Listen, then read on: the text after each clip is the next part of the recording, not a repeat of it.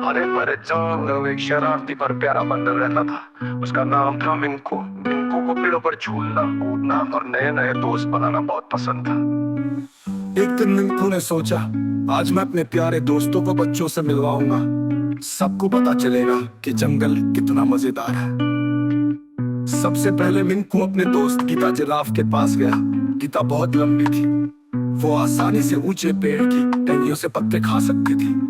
वो मुस्कुराई और बोली, देखो मैं कितनी ऊंची हूँ, मुझे हरे हरे पत्ते खाना बहुत पसंद है। फिर ऊपर से एक बिरंगा तोता उड़कर आया। उसका नाम था पप्पू। पप्पू डाल पर बैठकर बोला, स्क्वाक, हेलो बच्चों, मैं हूँ पप्पू तोता। मुझे गाना और बातें दोहराना बहुत अच्छा लगता है। आप भी बोलो, हेलो पप्पू। मिंकू ने खुशी से ताली बजाई। तभी झाड़ियों से कोई कुत्ता बाहर आया। वो थी रानी खरगोश। रानी ने अपने लंबे कान हिलाए और हंसते हुए बोली, हाय बच्चों, मैं रानी खरगोश हूँ। मुझे हॉप हॉप करना बहुत अच्छा लगता है और मुझे गाजर बहुत पसंद है। Crunch crunch crunch crunch crunch crunch. फिर जंगल के कोने से प्यारा ज़ेबरा दौड़ता हुआ आया। उसका नाम था जोया।